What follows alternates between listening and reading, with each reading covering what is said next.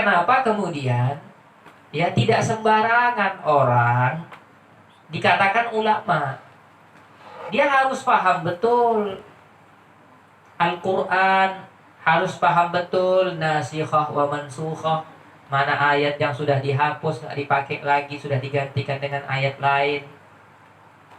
Ya, seperti ayat la taqrabus sholata wa antum sukara, jangan kau sholat dalam keadaan mabuk. Karena nggak ngerti dia ada istilah nasikhah wa mansukhah. Oh, berarti kalau nggak mabuk boleh. Kalau nggak sholat boleh mabuk. Salah paham kan? Padahal ayat ini sudah dihapus. Ayat ini sudah dihapus dengan firman Allah yang mengatakan bahwa khamar itu adalah rijsum min amalis syaitan. Udah dihapus, cuma karena dia nggak paham ada ayat Al-Quran yang sudah dihapus, ya akhirnya salah paham. Ada ayat yang disebut dengan ayat am, ada ayat khos.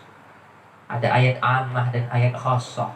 Ayat yang umum dan ayat yang khusus.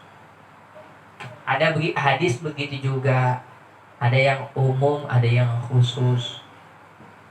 Sehingga dia yang umum nanti dibikinnya ke khusus, yang khusus dibikinnya ke umum. Kullu bid'atin dhalalah. Semua bid'ah itu sesat. Kata Imam Nawawi, ini maknanya amun maksus. Kalimatnya am, tapi maksudnya khusus. Kalimatnya umum semua, kullu bid'atin dhalalah, semua yang bid'ah itu sesat. Tapi maksudnya khusus. Khusus terhadap hal-hal yang bertentangan dengan syariat, akidah dan lain sebagainya. Dikhususkan dia maknanya kepada yang ini gitu. Bukan semua yang bid'ah kemudian dianggap sesat. Inilah ketika tidak belajar kaidah. Ya. Ada ayat itu ada yang mutlak, ada yang muqayyad dan lain sebagainya. Ini kadang udah ada yang mutasyabihat, ada yang muhkamat, ada yang ayat itu mutasyabihat. Kalau kita tengok artinya nanti tangan Allah ada di atas tangan mereka. Berarti Allah punya tangan. Nah, dia nggak ngerti bahwa itu ayat mutasyabihat, nggak boleh diartikan seperti itu. Harus diartikan kekuasaan Allah berada di atas kuasanya mereka. Nggak boleh diartikan tangan. Kenapa? Kalau diartikan tangan menyebabkan nanti kesalahpahaman orang. Dikira orang nanti Allah punya tangan. Itu ayat mutasyabihat. Ada ayat muhkamat. Ayatnya udah jelas, nggak perlu lagi dicari-cari yang lain. Contohnya kayak qul huwallahu ahad. Katakanlah ya asyrafal khalqi, Allah itu ahad, Allah itu esa. Udah, itu ayat muhkamat. Nah, orang nggak ngerti mana muhkam, mana mutasyabih, mana am, mana khos, mana mutlak, mana muqayyad. Nggak ngerti orang mana mana ayat-ayat yang sudah dihapus.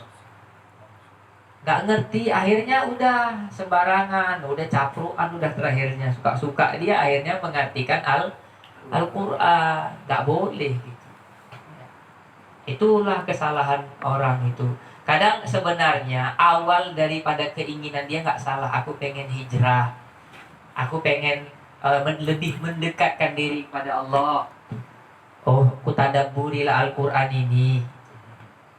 Tapi salahnya apa? Salahnya ketika dia mempelajari Al-Quran, tidak ada gurunya.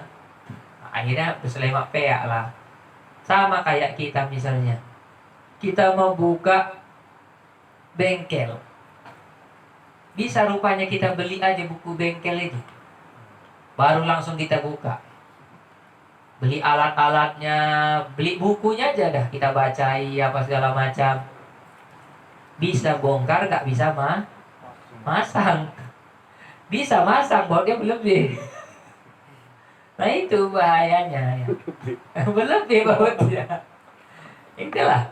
Nah, contohnya itu. Ada yang bilang Rasulullah menulis sendiri kalimat tauhid. Sedangkan Rasulullah memiliki sifat ummi. Rasulullah tidak bisa baca tulis. Dan tidak bisa baca tulisnya Rasulullah bukan sebuah kekurangan bagi Rasulullah. Kalau sempat Rasulullah bisa baca tulis, maka akan semakinlah tuduhan orang kafir sama Rasulullah. Oh, Muhammad tuh dikarangnya sendiri tuh. Sedangkan nggak bisa nulis saja masih dituduh orang itu buatan Nabi Muhammad. Apalagi kalau Nabi Muhammad bisa nulis gitu.